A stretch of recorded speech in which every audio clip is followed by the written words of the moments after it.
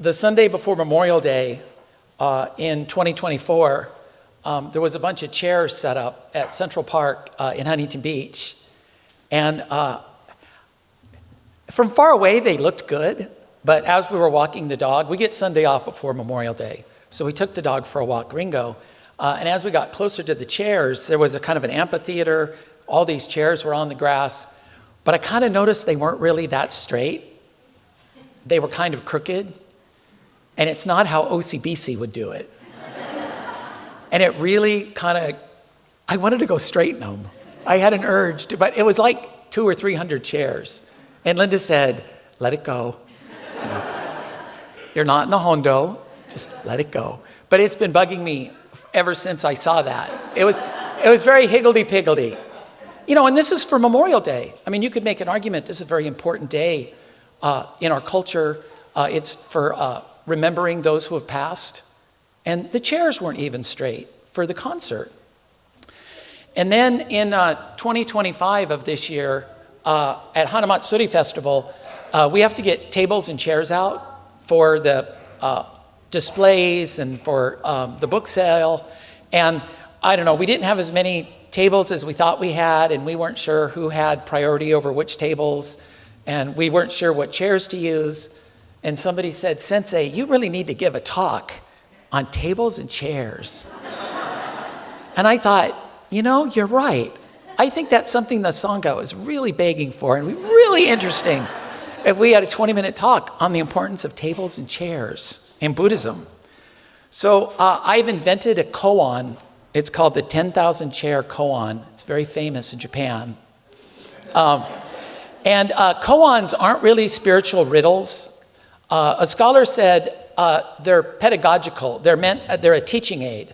So if you were in a Zen temple, you would be learning things and listening to your master, and then you get a koan that you need to really think about, like a very complicated essay question, but you have to come up with a short answer that kind of reflects your learning. And the teacher, the Zen master, will say yes or no. And if it's too academic, it's no. And it's usually not the first thing you think of. But in Zen, they never really explain it to you. You're supposed to figure it out. But I noticed in our tradition, we always explain our koans because we're for everyday people and we're nice. So here's an example of my Shin koan. A member asks, when do we realize insight? And the minister replies, after 10,000 chairs. In the Zen tradition, koans are never really explained by the teacher, but in Shin, we always explain them. So I wanted to go over some things that happened in November that relate to this talk. We had the year-end deep cleaning osoji on November 1st. Everything's polished and cleaned and ordered. It's not so much dusting, but like getting everything organized and straight. And I also did a lot of moving things back to where they belong. So there was a lot of that going on. And the one thing I wanted you to notice here is how straight the service books are. So I never took this to the board, but I invented this organizing principle, and I organized all the pews before service started. So if they're not like this right now, that's on you. So we could debate this offline, but I put the placard in the middle with the blue about OCBC facing out. I put the Japanese language service book in the middle. And then I put 3 service books on the left, 3 service books on the right, and they're all ordered so you can read the title along the binding. So they're all facing the right way. And after services and after funerals, and it's not just the kids, it's the adults too. Everything's just kind of jammed back and hanging out and unorganized. And the chairs in the kodo are often disheveled. And I don't want to, it's not the kids. It wasn't the high school kids. I think it was ABBA or BWA. I think they have very wiggly bottoms. So when I went to ordination in Japan, we spent a lot of time cleaning things. And it usually was before service. So you clean before service. You put out the food offerings before service. before the service, of course. Then we have the service. So we're like giving Buddha his breakfast. We have our service. And then after that, then we get fed. And when I was putting up the food offerings once in a while, I just wanted to take a bite because I was so hungry. And we would clean the same room every day. And the first day we cleaned it, it looked clean to me. And then the next day we cleaned it, and it still looked clean to me from the day before. So I couldn't understand, why are we spending so much time cleaning when everything looks clean? Why would we do that? There's something going on there. And I have a JA, Japanese American friend, who once told me, now there's an in-group and an out-group. If you're in the JA community, you can make this comment. But myself, outside the JA community, I'm not allowed to make this comment because it's inappropriate. But this JA person told me that Japan is the most obsessive compulsive country in the world because everything has to be just right. And I thought about this a lot, and I don't think that's quite fair.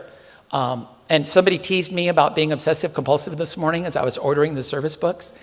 It's not obsessive compulsive, it's wanting things to not be distracting.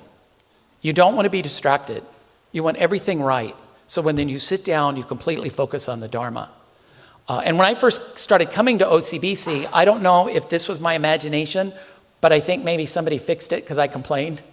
But this wisteria, when I first came 25 years ago, was about 2 degrees off vertical. And I couldn't listen to the Dharma talks. I just focused on this wisteria thinking, am I the only one that notices that this wisteria is off? And I think it's perfectly vertical now. And I might be, misremembering, but I did bring this up, and now it's straight. So, So we spend a lot of time on this, getting everything just right. Everything's dusted, polished. Reverend Wandra is an expert. She kind of guides us on what to do and how to clean and put things back. We mop, we vacuum. And then the other thing that happened this month that was really great is the Dodgers winning the World Series. Yes. And I've been kind of tracking Shohei Ohtani for a while because he's a Japanese Major League Baseball player, and he just brings a different sensibility to the game.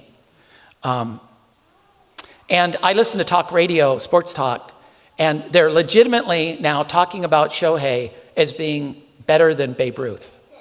And that's I'm getting goosebumps, but that's an amazing thing to say. They're starting to say that he's the best Major League Baseball player in the history of Major League Baseball. And so you would think he might have an attitude, or he might be a prima donna. A year ago, this came out. It said Shohei Ohtani is the only player in Major League Baseball that says hello to the umpire before every at-bat. He also bows to the opposing team manager before the game starts. And this is something that he just does. It's not something that he thinks about. He's not doing this to get on social media, even though that's what happens. The other thing I came across, this is the one in the middle I want to play for you. Shohei Ohtani was seen on video filming up to 8 water cups for his Los Angeles Dodgers teammates in the dugout during a game on or around April 17th of this year. The gesture, which is done selflessly without seeking attention, went viral online after being captured on camera. So this is the greatest baseball player, perhaps in the history of baseball, filling up cups of water for his teammates during the game. And then on the right, we have Yamamoto, who in the 11th inning against Toronto tipped his hat to Vlad Guerrero, and they both kind of acknowledged each other's greatness before they began to go at it.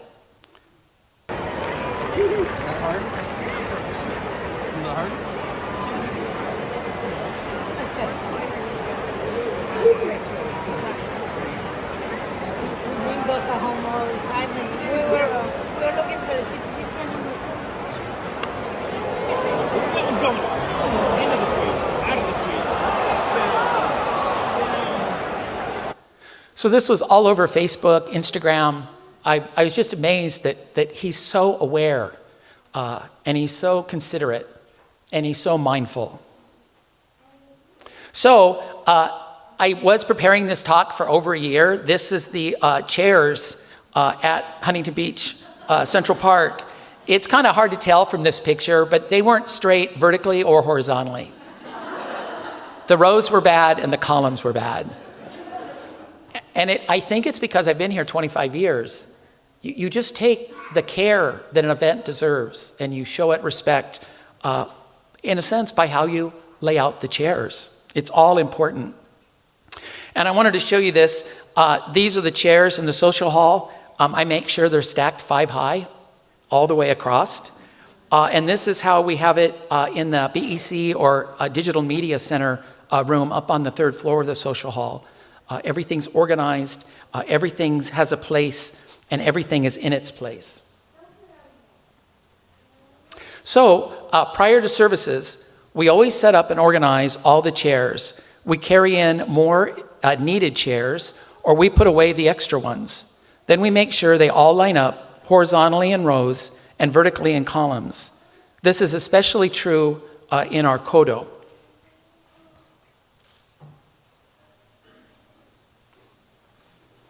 So here's an image of our kodo. All the chairs in perfect alignment and order, because when things are organized, you're not distracted. So there is a book out that's quite good. It's called A Monk's Guide to a Clean House and Mind. And he's actually a Jodo Shinshu minister in Japan. And this is the book. It's quite good. It just talks about the importance of being mindful of your environment, of having great gratitude, not just to people and things, but to objects as well. That objects are deeply important in our lives. Japanese people have always regarded cleaning as more than a common chore. It's normal in Japan for elementary and junior high school students to clean their classroom together. While I've heard that this isn't done as often in schools abroad, it probably has to do with the notion in Japan that cleaning isn't just about removing dirt. It's about showing respect. It's about honoring the space. It's about valuing your teacher and your education and your school. And you could make the argument that the Hondo, is the most important room in our lives as Buddhists. And he goes on to say that it's also linked to cultivating the mind. People today are busy, and we have all experienced feeling tired and then leaving dirty dishes and laundry unattended as we go to bed. But did you begin the next day feeling refreshed? Was it not depressing to wake up to the new day with yesterday's chores still to be done? It isn't just the moment you realize these things are still pending that you feel depressed. Never put off what you need to do until tomorrow. I do this one. I don't like to have dirty dishes in the sink when I get up in the morning. And it just leads to it's a more sense of calm. You don't have to rush to work. So I wanted to give you some examples that it's kind of hard to separate Japanese culture from Buddhist practice. It's completely merged and intermingled. So I have 2 examples. In the 2018 World Cup soccer, Japan faced a disappointing 3-2 defeat to Belgium in the World Cup knockout stage, despite leading 2-0 with 25 minutes remaining. So they were up 2-0 in soccer with 25 minutes left. And it's really hard to score in soccer. That's why I don't really like soccer that much. I've never seen a goal scored live on TV in soccer in my life. Every time I turn my head to get a drink or go to the bathroom, they score. So I've only seen goals scored recorded. This loss eliminated Japan from the World Cup in 2018. But the team displayed great sportsmanship. They bowed to their opponents and left their locker room clean. This is how Japan left the changing room after losing versus Belgium. Spotless and with a thank you note in Russian. It was pure class. So it's not that I don't do this because I'm lazy or I'm selfish or I don't want to. I would never even think of doing this. I mean, I played football, high school football, and the locker room was a disaster.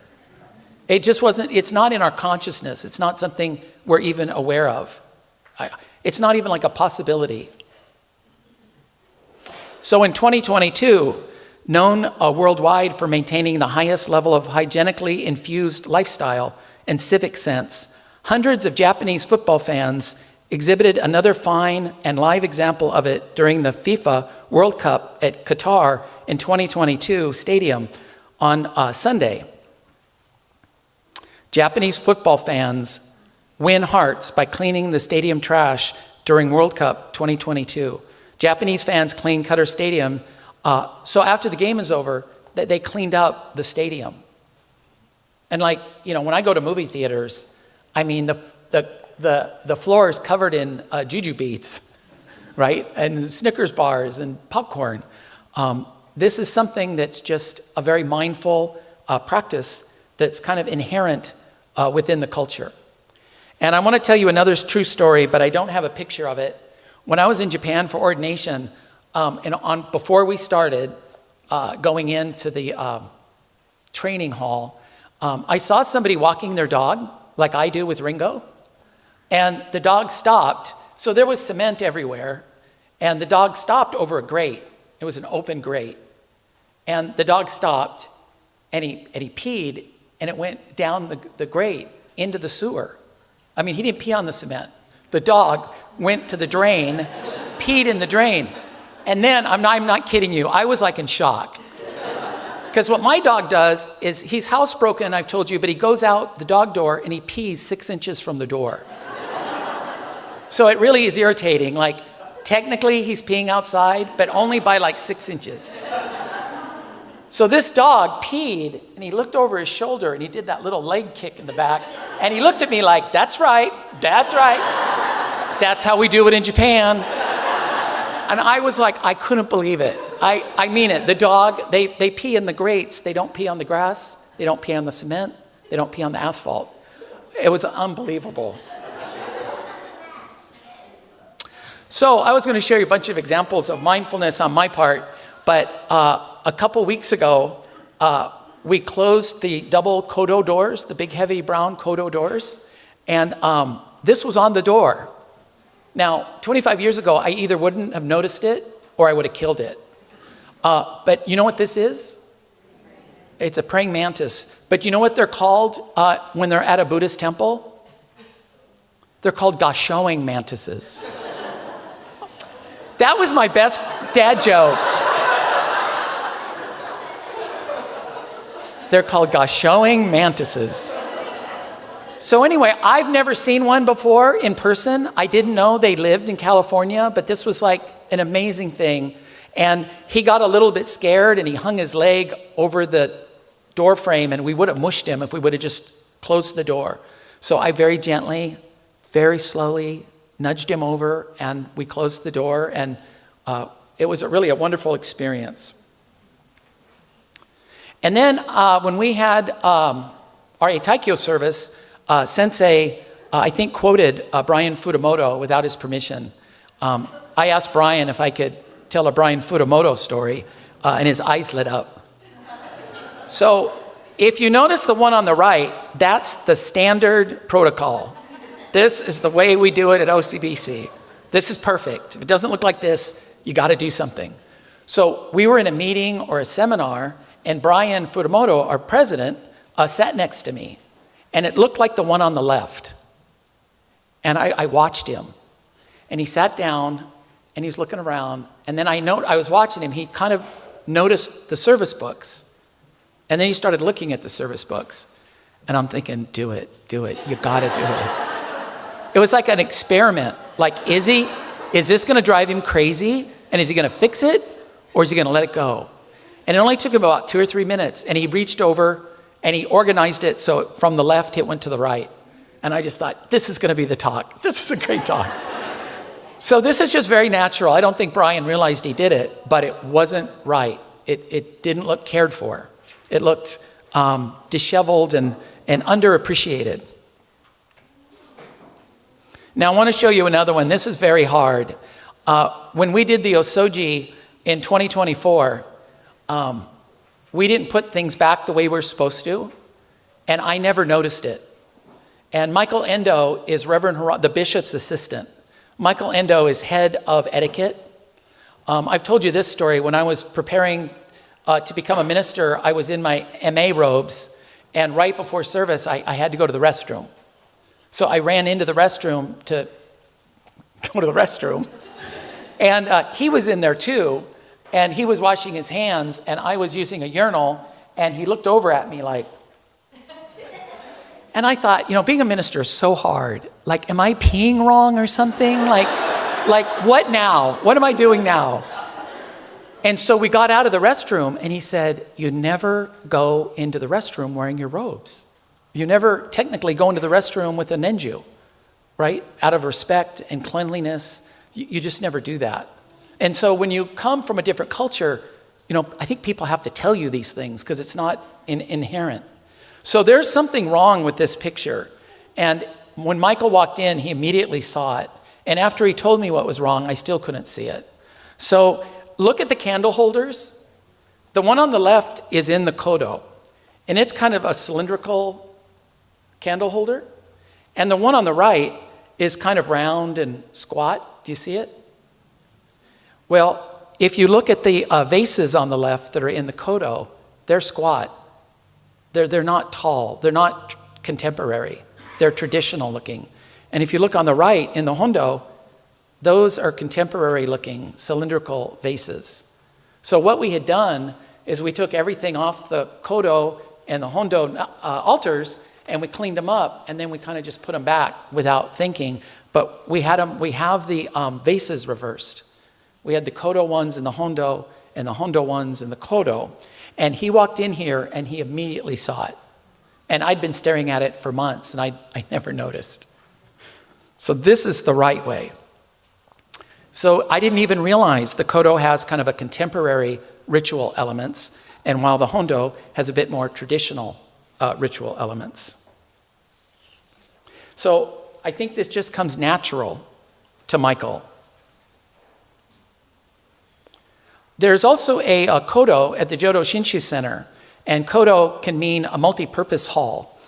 Thus, the folding chairs, they can be arranged in many different ways for many different functions. Many chairs have been arranged and rearranged in that room as well. Prior to service, we even used a custom-made wooden fixture. So they have like a wooden fixture up at the Jodo Shinshu Center so that you can make sure the chairs are exactly 6 inches apart horizontally and maybe a foot apart vertically. So prior to service, we use this wooden fixture to make sure that every chair is perfectly aligned and evenly spaced. So this is what it looks like at the Jodo Shinshu Center. And again, these chairs are exactly perfect. So one time I asked, why are we so focused on chairs in our tradition? And the answer was that the more you invest in the service prior, then the more value you will receive during. In other words, the more you put into it, then the more you get out of it. And so, preparing for service is also preparing your mind. You prepare the space. Nothing's a distraction. Everything is the way it should be. And you've shown great respect because you're going to listen to the Dharma. So this is the answer to my koan, and there had to be math in it. So for my koan, the 10,000 chairs, there is the math of moving, let's say, 10 chairs at a time. At each service, you move 10 chairs. Reaching the level of one who has moved 10,000 chairs means that you have sincerely attended perhaps 1,000 services, listening to at least that many Dharma talks, each time hearing Namo Amida Butsu. Each time the mind is perfumed by the teachings. This is how we realize insight in the Shin tradition. And now the bell rings. You've answered the koan. So if you move 10 chairs, you get to 10,000 in 1,000 Dharma talks. And that would be about 25 Dharma talks per year over a 40-year period. And so if you graduate to the 10,000 chair club, it doesn't just mean that you moved a lot of chairs. It means that you've attended, you've been focused, you put your whole body and mind into listening to the Dharma. And even this is a mindfulness practice. And so this is something that affects the way we live. We become more aware of how we speak. We become a little bit more aware of how we react to people. My daughter Emily This might be anecdotal, it may not be true, but Emily's room was very messy when she was a little girl. And when we asked her to vacuum, I found out, she told me what she did was is she would close the door and turn the vacuum on and then read a book or something. So she's very stubborn. But Linda and I have noticed now that she has her own townhouse, her house is immaculate. Everything is ordered. All the frames are on the wall exactly right. She has all these little animated characters from Disneyland that have their own little shelves, and they're divided by genre, music, style. It's unbelievable. And you walk in there, and it's very relaxing. Everything is right. Nothing's on the floor. Everything's where it should be. And you just get a huge sense of well-being when you enter her home. And so I think OCBC had a hand in that as well, because Lynn and I certainly didn't. If the more we nagged her to clean, the more she would be messy. So we had to use reverse psychology. We used to tell her, like if we wanted to do A, we would tell her, oh, you really should do B. And then she would do A. So I think this is an important part of Buddhist practice. It's a process that helps our eye and our mind be aware of everything in our lives. We become better listeners. We begin to speak better. And I think the Eightfold Noble Path isn't something that we achieve. It's something we receive. We start to exude these characteristics by these types of non-intellectual bodily actions that we do at the temple. And we do it at the festivals. We do it during the week. There's people here at like 7 in the morning or 8 in the morning pulling weeds before I even get to church to start my day. I saw Frank Yada sweeping the sidewalk the other day with an old broom, and I swear he looked like a Zen master. You know, he was sweeping the path. So please join me in Gasho. Namo Amida Butsu, Namo Amida Butsu, Naman Dabuts, Naman Dabuts, Naman. Thank you very much.